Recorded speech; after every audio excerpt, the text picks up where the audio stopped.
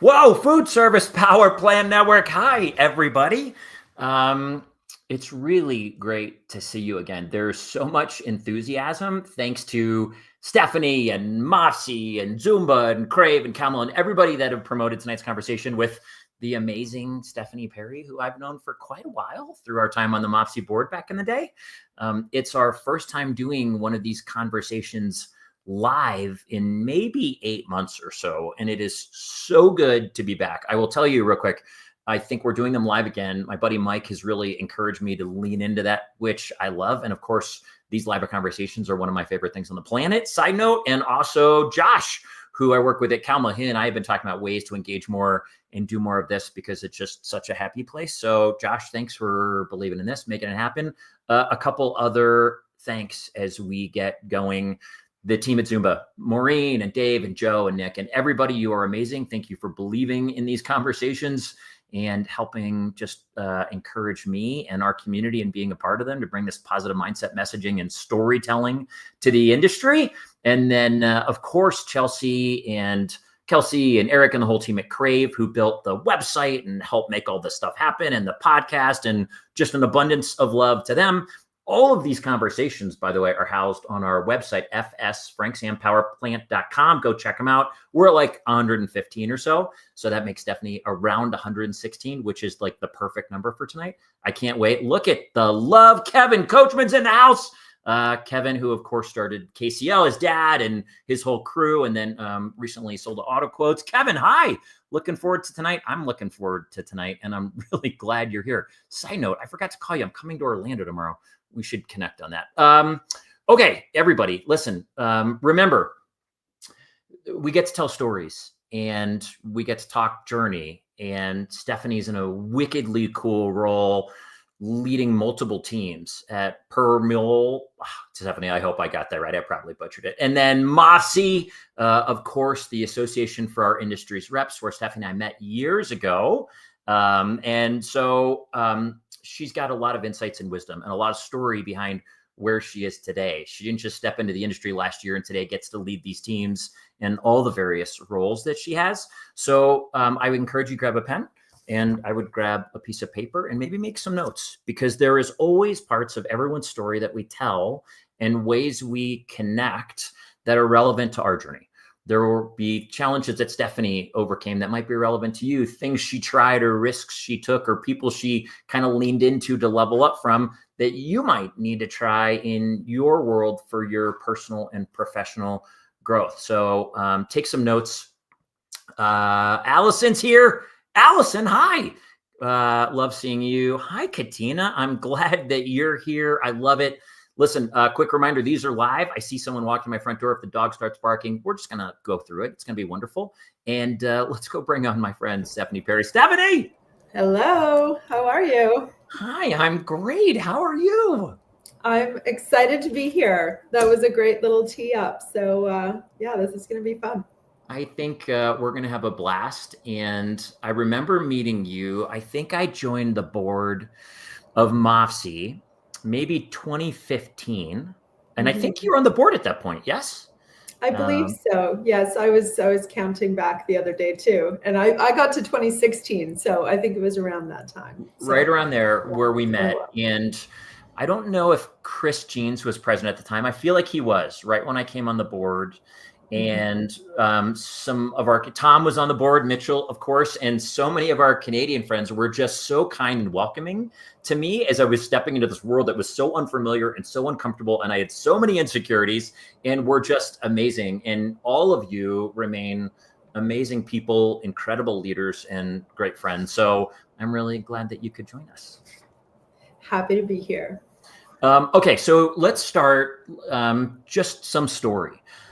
If you don't mind, so today you're the president of Permul, and you've been there for a long time. You're not the founder, I don't believe. So do you mind sharing a little bit of your company story, what you do in broad perspectives, and some of your just career journey? For sure. So the name Permul, where it came from, It's got a ring to it. So my family's last name, Perry, Yeah. P-E-R, and the M-U-L is from my father's business partner. So they started the company together, Joe Mulvogue, back in the mid 80s. So we just had our 40th anniversary, passed not too long ago in March. Yeah, so Amazing. pretty proud of that. Myself, the joke with my dad was if he ever wanted to know how long he'd been in the industry, he'd look at me and ask me how old I was. He was working for another independent distributor at the time of my birth, and that was 50 years ago. So food service is what I grew up in. And the unique part I think about maybe my story versus some of my really good friends that are in the industry is I didn't grow up thinking I would work for the family business. It wasn't something that was nurtured in me. It wasn't something that was expected of me. My dad and his business partner just did their own thing. And I found my way to this industry, but I tripped over it in a different way. So I started in 1997. Okay. As an account manager with a company called Royal Dalton. Yeah, sure. Yeah, so they had a division called Hotel and Airlines, which was their tabletop, of course, for the commercial food service industry. And I got an education at University of Western Ontario, picked up a Bachelor of Arts with a focus on philosophy of all things. That's my passion. And from there, when I wasn't ready to grow up quite yet, I went to a local college where I did a fashion design diploma in fashion design. And from there, I started working in retail. I chose to work in like high-end retail in downtown Toronto, which is where I'm from. And one day I realized I might want maybe more of a career and put the word out. And it was actually my dad's partner at the time who was chatting with someone at a dealer open house. And as we do, just kind of run through what you're working on, what you're looking for. And he said, I think I know somebody that should call you. And then that was how I got in the industry. Oh, too fun. It's interesting. Our stories are so similar. My dad started a rep firm in 84, and I had no plans to be in it either. Somehow, the food service industry vortex sort of pulls us all in, and I'm glad it did, somewhat similar to you. So I love it. And my daughter's upstairs. She wants to maybe help produce these at some point. And she is so into design. So she is going to geek out when she watches our conversation. I love it. Yes. Well, and it helped me. I was talking about how to get into sales. Now I'd been working in retail and I had a design background, and I was able to parlay that into speaking about tabletop and the front of the house aesthetic and all of those things. So I spent, I'd say 12 years doing that. And then my entrance into Permul wasn't until it was 2011 when I started here. Okay. Yeah. What a great foundational background. I think it's cool that there are so many ways, so many avenues to our world, and not just so many avenues, but so many really helpful avenues. Whether, it was you in design and then kind of working at the manufacturer level, or me as a teacher, or whatever it is, there's so many cool ways to end up in food service and thrive. So for anyone watching who may not be, but you're curious, lots of avenues for success here. Okay. You, in addition to your work up in Canada, and with Permul, you are also the president, which of course is a volunteer position with MAFSI, an association dear to both of our hearts, with, leading reps around North America as they continue to add value and engage and grow and evolve in what this industry is becoming and serving as such an important part of the channel. Would you talk about some of your role at MAFSI and anything in particular that MAFSI is excited about right now is in terms of what you're offering to reps and in the industry in general?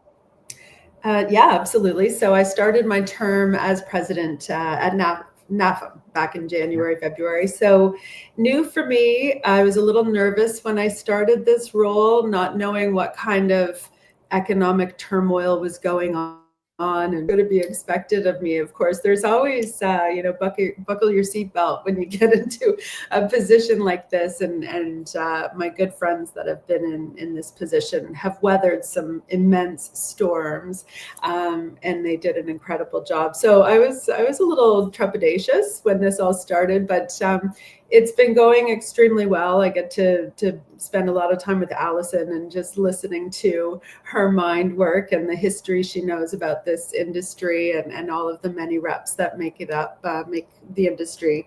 But some fun things that we're working on. So we've recently launched the MChef Collective, of course. So really trying to shine a light on those in the culinary responsibilities within our rep firms and within the industry at large.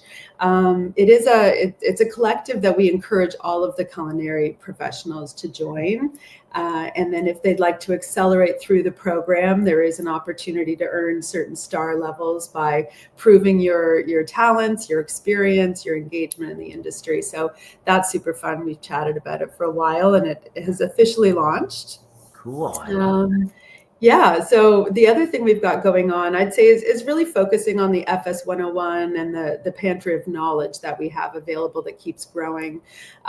So FS 101, for those of you that might not be familiar with it, it's basically a hyper speed way of getting acclimated with the food service industry. So we are seeing a lot of people come into this world, which is amazing. Not all of us were born into it, and trying to educate and really cut down on that training time as to what the roles and responsibilities are in the arc of food service. So that's available, and it has been for a while, but now we're starting to introduce it to the dealer groups, and we're seeing a huge resurgence in the interest of registration. So that's been going really well. And then of course our conference that's coming up in January, back in Palm Springs, and so thrilled. So we just opened the registration for that as well.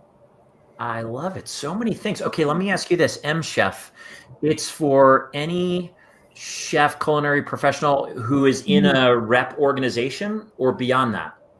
Well, initially, I believe that the focus is the rep organization, and then we are expanding that into the manufacturers that we work with and their culinary professionals. But as we do, this is like you said, put together by volunteers with the best interest of this part of the industry. So we start small and then expand in grassroots ways once we're ready for it. So if you're a rep culinary professional, we hope you register right away. Reps, sign your culinary teams up. Holy smokes, be a part of this. I mean, let your culinary professionals level up and learn and grow, and so many things happen. You just, the ability to expand and grow is multiplied when in community and when done with peers in close proximity. So exactly. I love it. Yeah. Look at our friend Maureen Slocum. Are you kidding me? Maureen, FS 101 is a must for new people in the industry.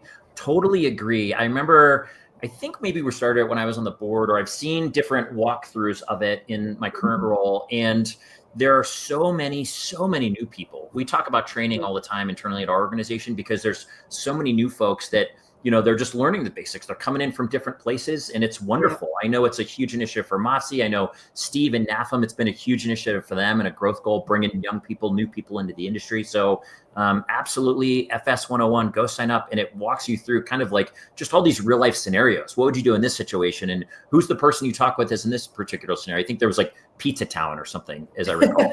You're right. Yeah.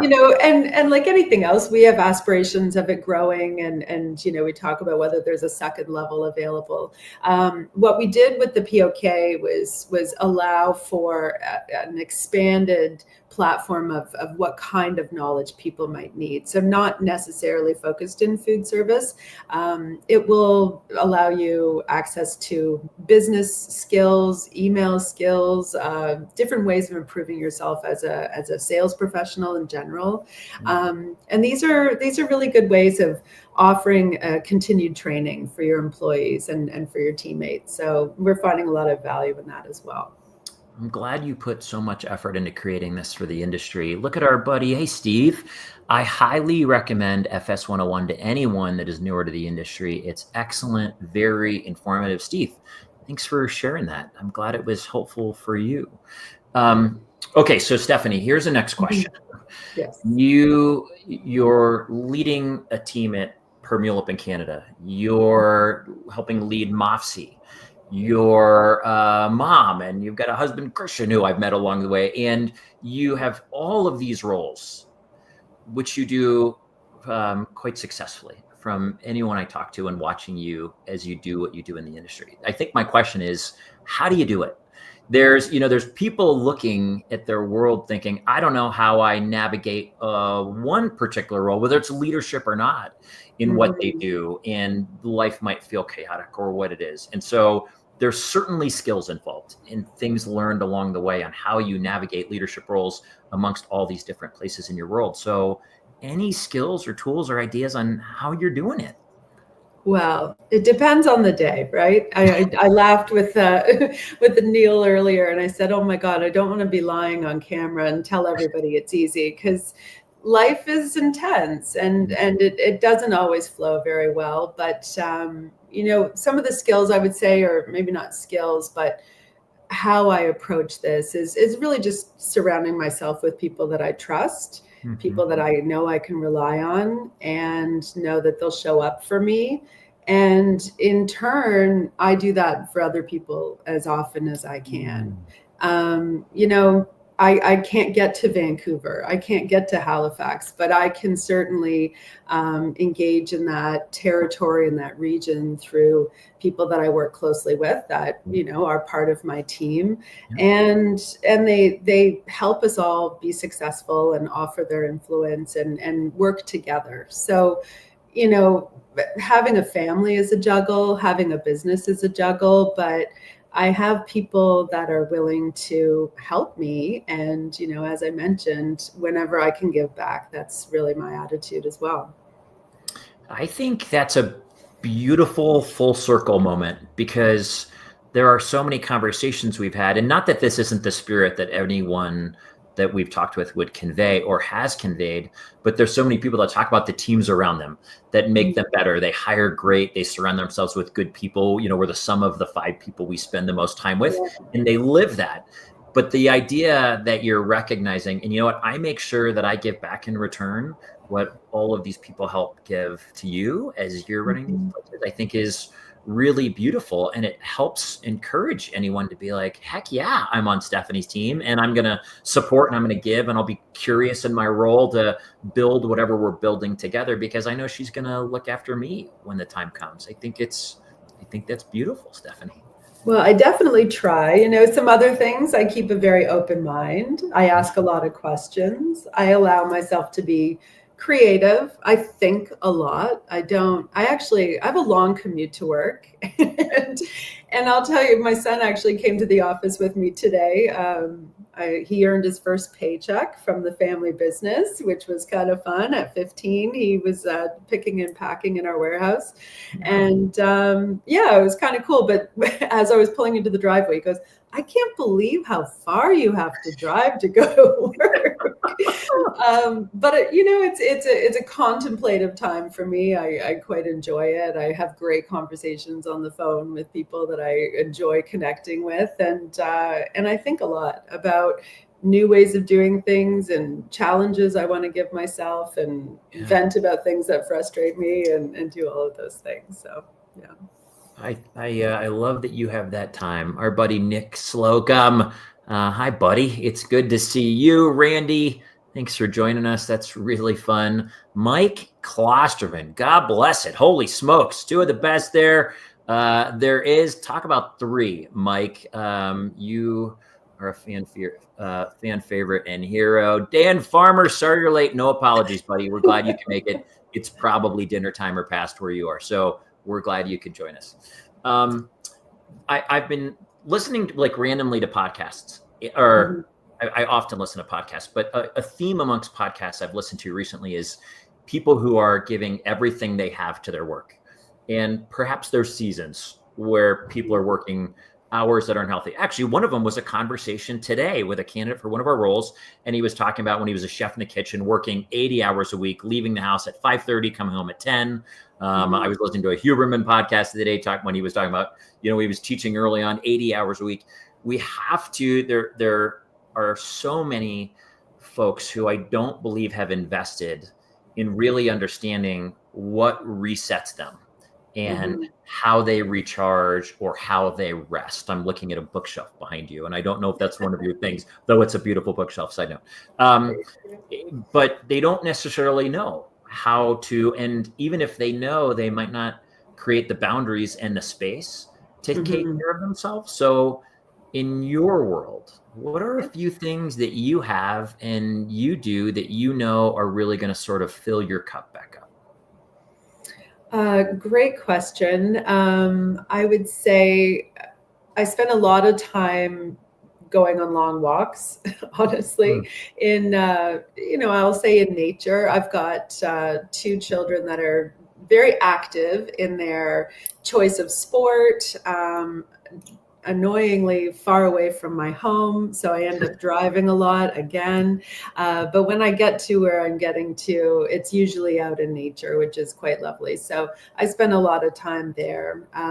My family and I like to go to the lake and hang out with friends that we have there. I spend a lot of time with very good friends, which really makes me happy. So I've got a great group of girlfriends that go back to our university days. We were roommates and, never left each other's side since then. And I've met a lot of really wonderful friends that I spent a lot of time with. So I would say that is probably just surrounding myself with good family, friends, laughing, talking, sharing stories. Like, that's how I unwind. That's where I usually am on the weekends. I love it. I'm glad that you remain so connected. I feel like there's so many stats out there right now, particularly maybe in younger generations, that are so digital and so online that that's the primary way they know to connect with people. And some of those might be genuine and authentic relationships, and some of them may not, right, with people they've never actually met. And so I think about that Harvard study on longevity and happiness, and it's directly tied to the amount of connection and sort of friendships that we have. So kudos to you and your friends for remaining close, after years of graduating and so forth. Yeah, it's fun. And meeting new friends, in your late 40s, that's not always easy. Yeah, But, and if you stick around this industry long enough, which I'm sure a lot of people can attest to, we become very close friends with people. So even going to work, I feel like I'm surrounded by people I truly love hanging out with. So that really brings a lot of joy. It's just the industry we're in and how long I've been around and the friends that I've met through it. We're lucky to be in a world that honors personal connection as well, in our careers and food service. And I'm glad you're leaning in. I hope everybody does. One of the questions we ask often, because it's easy to look at someone who's in leadership positions and established in where they're at and forget some of the backstory and the fact that we all have challenge in our world on an hourly basis or a daily basis or whatever it might be. And it's hard to see in the midst of that sometimes what we'll learn or who will become coming out of it. And so in your world, was there any challenge along the way that you walked through, learned through, that really taught you just what you were made of and more of who you were? Yeah, I would say the position I'm in right now, I mean, this is, I mentioned at the beginning of our conversation, was not in the stars for me. That wasn't my plan. And when I came to the company, my children were very small. So I have twins, they're 15 now. They were about 2 years old when I started over at Permul. And how I got into it basically was my dad asked whether I'd be interested in working for the family business, because him and his partner had an amicable split where he bought out his partner. And I thought, okay, well, change of gears, same customer base, something else to learn, and I was really up for the challenge. And ironically, I also thought it'd be a little cruisier on my schedule, which it did not turn out to be. You misjudged that one, Stephanie. I misjudged that one significantly. But when I started at the business, and I was excited to work with my father, unfortunately, there was some challenges medically with my mom, and my father had to step away from the business more than he'd expected that he would have to. And that, I'd say, was the biggest change for me, is realizing that I had to step into a position that I don't know that I was trained for or ready for or prepared for. But out of a sense of obligation for my father's legacy, what he built, I felt a massive sense of duty that I had to do this for him and for my family. So the challenge was that I came out of the blue. Nobody knew who I was, and they felt that I was probably ill prepared for the responsibility that basically I had in this position. So that was intense. I had to essentially go from factory to factory, assuring them that the business would be in good hands and that we would continue to be their partner in the same way that they were familiar with. So those were heavy days. That was like back in 2013, and big strain on my confidence and, my presence in my family. I was on the road quite a bit. And I learned some really cool things from some people that I didn't know that I'd be learning lessons from, in how they offered me an opportunity to either succeed or to fail, and the customers, and whether, the customers, we buy from the people, or do we buy the brand, or do we buy the product? And this was a really telling time. So from there, what I learned from that essentially was, number one, my family is incredible in supporting me. My husband stepped up, and everybody rallied around me to do what I had to do. So that was really appreciated from them. And then just relationships that I had with people, and being willing to ask for the chance to prove to them that our organization could do it. All of the people that were employed at our company were very nervous, but hey, it feels like a lifetime ago now, but it was a wild time back then. Stephanie, kudos to you and your family and your team for all coming together to support the mission and really honor everything. It sounds like your dad, and I'm sure your mom, all put into growing this business, and not an easy step to make, to decide that. I think back, Argyle Campbell actually, I think, had a similar story at Kimbrough along the way. I think he stepped into that role way before he was ready, sort of due to similar circumstances. And as hard as that is, and scary at times, certainly you've come through in your team, and they have as well. But beautiful. Yeah, but you also, you find out things about yourself, just asking for the opportunity, and just being, the one thing I hear from people, and it always makes you kind of laugh when people tell you what they think of you to your face. They're like, well, you're very direct. I'm like, oh, I didn't realize that. You cut right to the point. I'm like, oh, I guess I could be a little bit softer. I'm not really sure. But, back then I proved to myself that, you can just ask for things, and an opportunity really is what I was asking for. And put your effort in your team and rally behind it, and really prove to people. So anyway, it gave us a sense of confidence that we'd be okay that way. So it was good. Let's find a few friends. Our buddy Michael LaCourcier up in Michigan. Hi, Mike. So true. Made a number of close friends over the years. Heck yeah, man. I hope I'm one of them. Dan Farmer. Cruisier. Is that patented? I had dinner with Dan when we were at the NRA show. That was fun to hang out with him. Cruisier, no, you can use that if you'd like. I don't Run with it, Dan. That's really, really funny.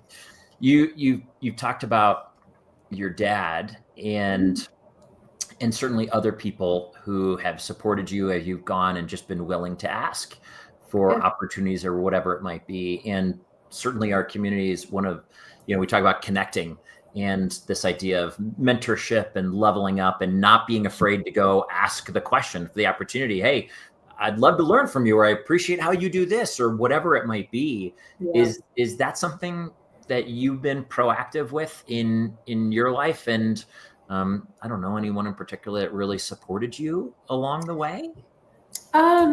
Supported me, well, in a business sense. I think that, you mentioned Chris at the beginning of the conversation, Chris Jeans over with WD College. I used to work there, so we became friends when I was employed there. But, he's been quite an ally for me, and one that we've actually forged a professional partnership around and melded our businesses together. But having a peer that you can rely on to bounce ideas off of has been very significant and such a positive influence in me having the confidence and to do what I'm doing and be told when I'm not doing something very well, and being very honest with each other. So that has been that was not a planned, connection other than us just being very good friends, but weaving our businesses to work alongside of one another has been really quite wonderful. So that's been good. I love that. Chris is one of those people. He's you two are similar in so many ways to me now that I think about it. That you both carry a unique sense of calm. I think I might have noted that in the sort of preface to our conversation. And big hearts, very smart, and always just, I'm confident that when I'm going to lean in, whether it's with a moment of vulnerability, of insecurity, of questioning, whatever it is, that there's going to be someone solid on the other end that is going to help ground me. And so take it for what it's worth. But I think you both carry that in you. It's a gift. Well, thank you. I mean, I appreciate that. And I think for our collective teams, it's been phenomenal having, a group that of allies for one another as well. So anyway, it's made us a big, happy bunch of Canadians. That's pretty great. I bet that's a really fun group of people to be. Yeah, we are pretty fun. Well, that maybe seamlessly leads into the next question around, sort of gratitude. I think in my own journey, I've learned that I put off being grateful for things more than I realized.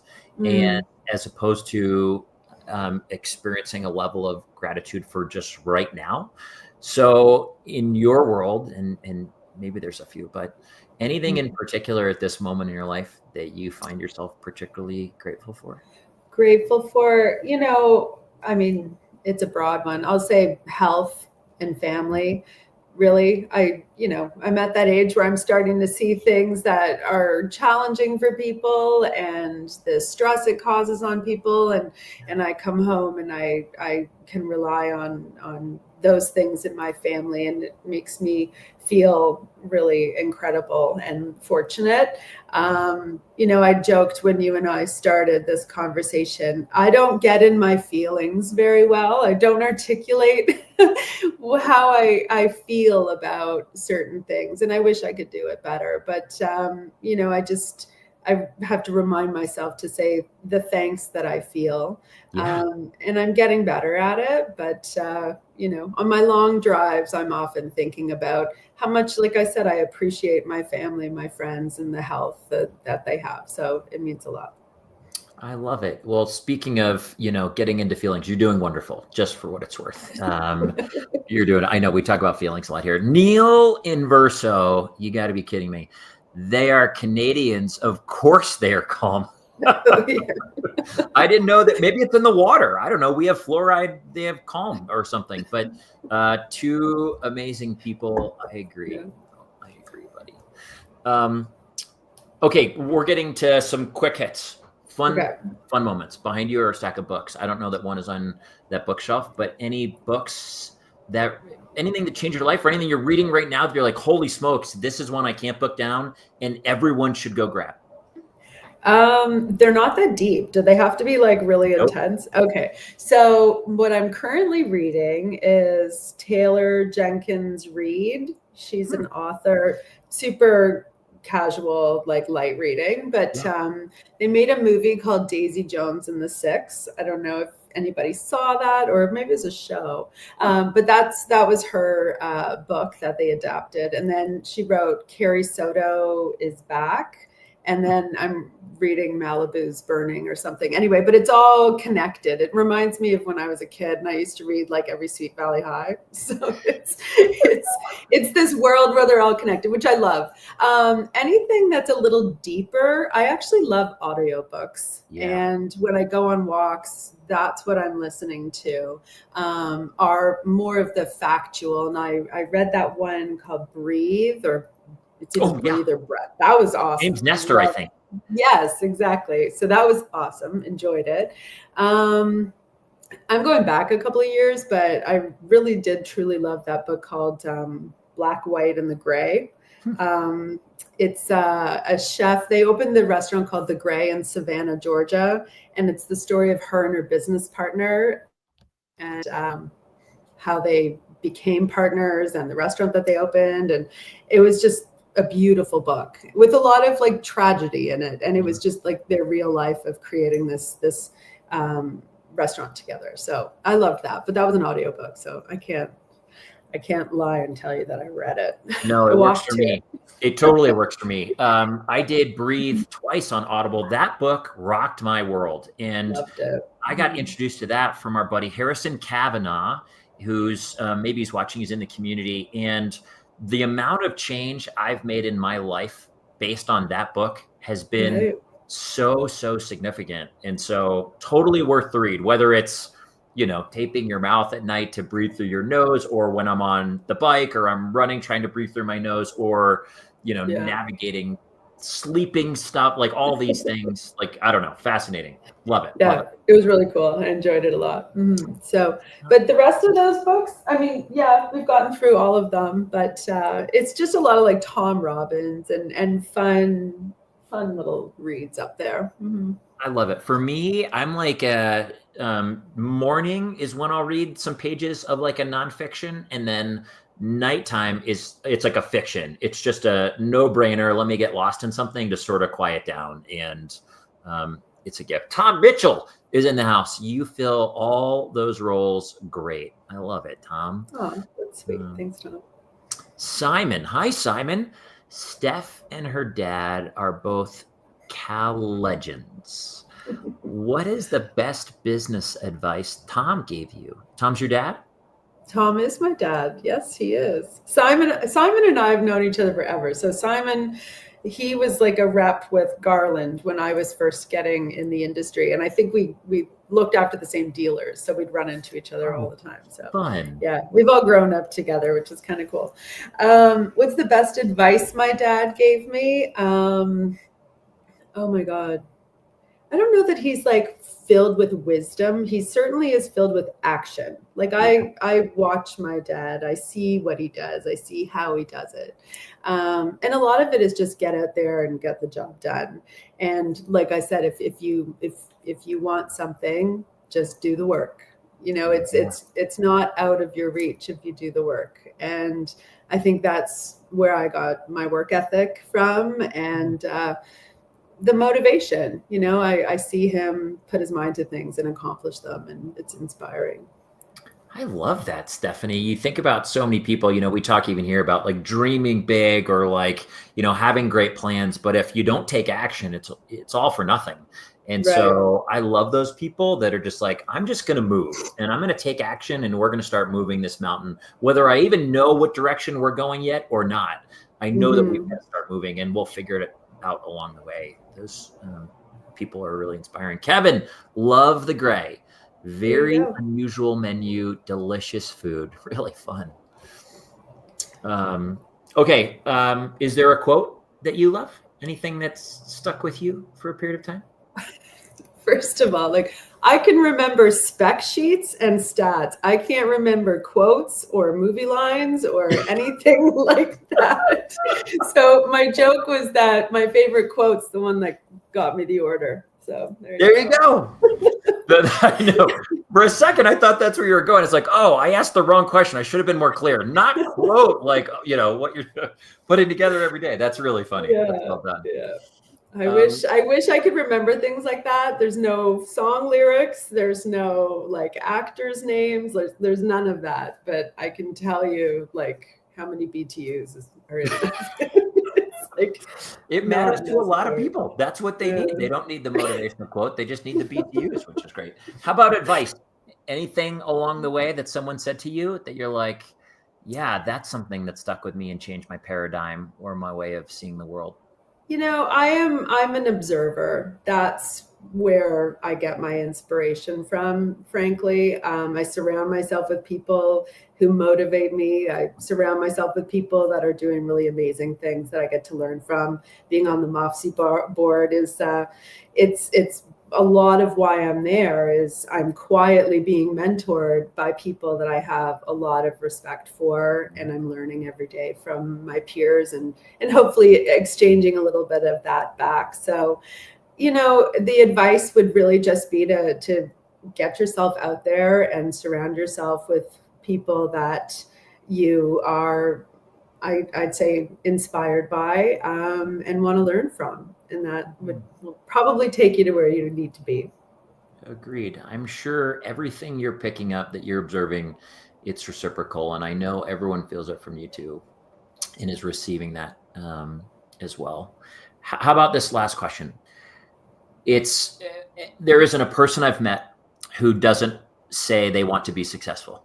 Everybody wants to experience success, but everyone defines it differently. In fact, many people I think don't actually know how they define it. They just it's a word they use.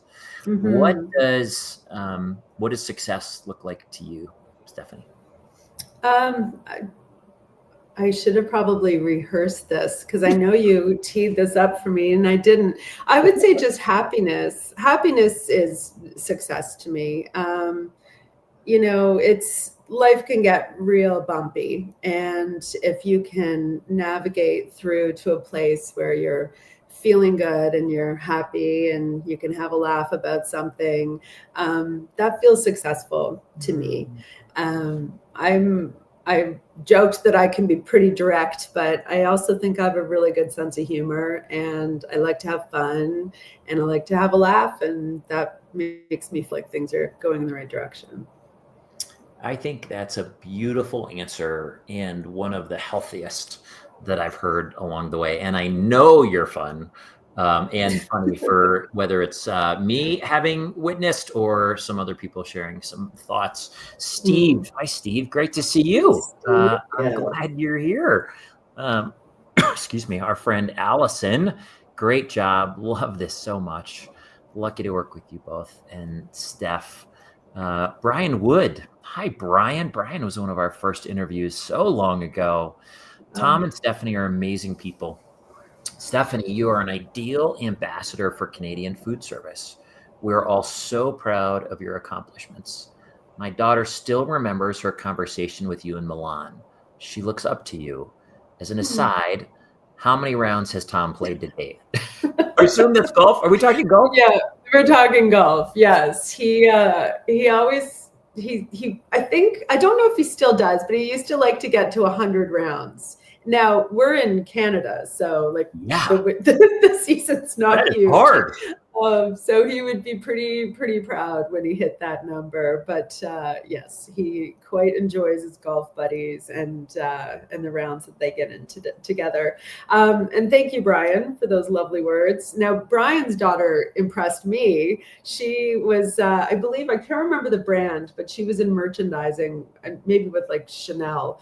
And when I got to hear what she did for a living, I was jealous. So that was a fun little event we were at for the Restaurants Canada, hosted us at the Host Milan show. So pretty cool. Anyway, that's really neat. Yeah.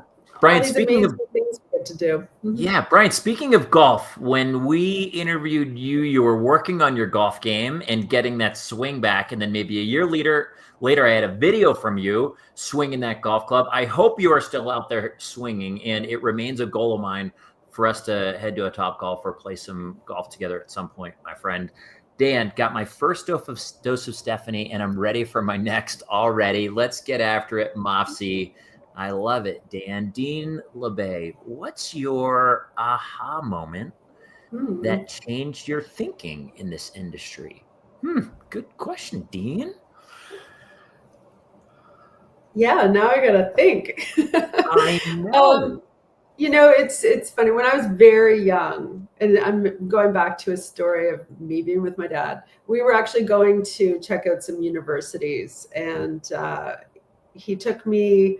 Now, being a salesperson, he couldn't just drive me to the university. We made like 4 sales stops on the way down there, and I had to go into these jobs. It was kind of fun, but yeah, I mean, understanding the back of the house of a restaurant, that was my first aha moment. I didn't really understand what we were doing. I knew he sold this and he sold that, and this guy this and this guy that. I didn't really see it all come together. So it was a lot of fun being able to go shoulder to shoulder in the sales process and understand how you assess what people need. So that to me was the first time I really realized that, wow, like that's a job.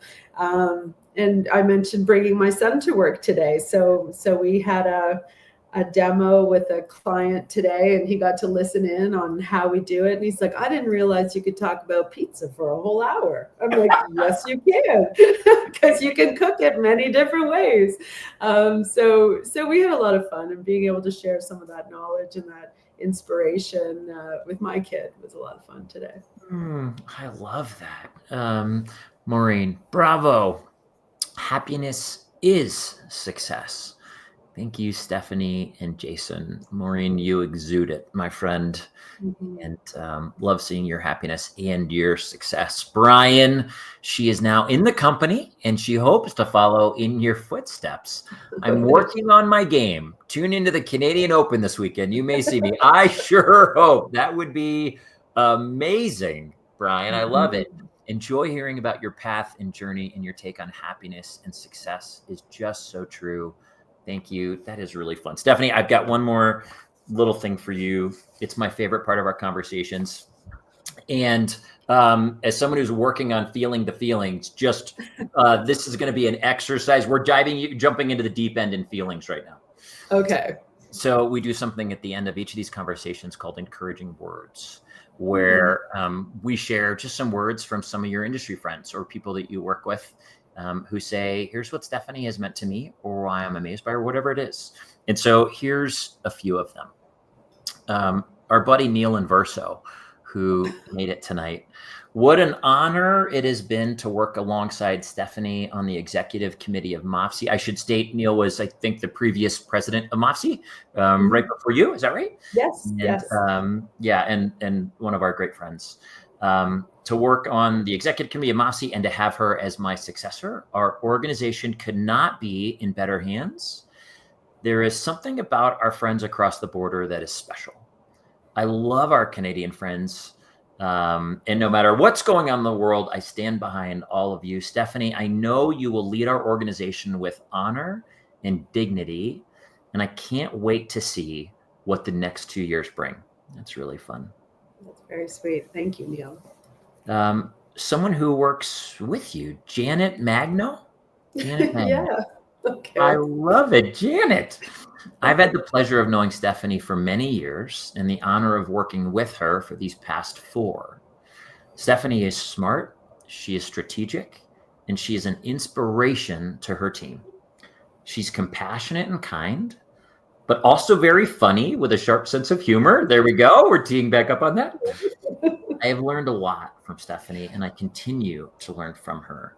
She has the ability to bring out the best in those around her and is a great leader to the Permul team. Wow. It's really fun, Janet. Thanks for sharing. Janet's our operations manager. She keeps our entire organization running. So she's incredible. Way to go, Janet. I might pronounce this wrong. Jean McErleen from Barry Equipment Sales. Oh, Jen McErleen. Jen, yes. Yeah. Stephanie is so much more than just a colleague. She is one of my dearest friends. Some of my proudest achievements have been shaped by her mentorship, and I'm endlessly grateful for the wisdom, the encouragement, and the support that she regularly shares. She leads with heart and wisdom and strength, and with the energy that seems to defy the clock. Whether she's the life of the party, or as one of my clients recently put it, the ultimate boss lady, her dedication and authenticity have had a lasting impact on not just myself, but on so many around her. She is not just a mentor or a leader. She is a force, and our industry is better because of her. Wow. Jen. That's really quite sweet. Thank you. Wow. I'm feeling all the feelings right now, Jen. Holy smokes. She's a principal at one of our dealers that we look after, and she's absolutely right. We've become dear friends. We chat out all the drama of selling refrigerators, but we have a lot of fun doing it. I love it. You're in it together. Yeah. Lastly, one of our really good friends, and certainly to you, Chris Jeans. Stephanie has been a trusted collaborator, business partner, and a friend for many years. I'm thankful that I've had the privilege of being able to learn from her, and when I need either advice or a different perspective on my own opportunities or challenges. Sometimes she even listens to me. It has been fun to watch her lead Permul and to the new levels of success over the last decade. There is no doubt that MAFSI is in great hands with Stephanie as its leader, and that her influence will remain well into the future of our association. Really cool, Chris. Thank you, Chris. Wow. Pretty fun, huh? You're kind of a big deal, Stephanie. You've made an impact on a lot of people. I love it. It's beautiful. They have on me as well. So that was really sweet. For those of you that shared your thoughts of me, thank you for being so kind. It really touched my heart. Really wonderful. Steve, what a wonderful conversation. Thank you. Thanks for joining us. Allison, love it. All so true. Listen, friends, thanks for joining us on a Tuesday night. You know, Stephanie's journey is really fun in watching, in that there's a roundabout way she ended up here. She followed her passion and her joy into the design world and all these cool places, and ends up with an opportunity just looking for something new, using those talents and other talents that maybe she hadn't flexed yet, and of certainly now is flexing, getting to teach others with and lead with. And certainly in the moment, there was challenge overcame, and stepping up to her call to serve her family and honor her dad's legacy, and certainly her folks and what they did. And for anyone watching, I'll remind you that we all have these times. You know, there's certainly challenges to overcome. Stephanie said life is often bumpy, and it's a great phrase. And so if you're in a moment of time where things feel bumpy, you just keep going. I think about Tom, her dad, a man of action. You're just going to make it happen one way or another. You keep pedaling, you keep moving, you keep running, you keep connecting. Because we've all experienced it, and together, certainly, we all keep growing and into both our career and certainly into the happiness that makes us up. I think Stephanie's definition of happiness of success rings so true in me. If you can find a way to be happy in what you're doing and cultivate those aspects in your journey, it's hard to define it as anything other than that. And I hope that for everyone watching, Stephanie, you have been a joy. And I'm so glad you came on. Janet, thanks for being with us and your words. Don, love that you were here. Scott Davis, yo, buddy. It's been a while. I'm glad to see you. Our buddy Nicholas Slocum, that was awesome to sit on. Thanks for sharing, Stephanie. Heck yes. Maureen, terrific interview. Thank you, Stephanie, for sharing your stories Katina, enjoyed the conversation, and finally meeting Stephanie. Thanks for both for sharing part of your evening with us. What a joy and a gift you all gave us as well. Stephanie, thank you again. Have a great night, and can't wait to see you out there. Everybody, be well, and we'll see you soon. Thanks, guys.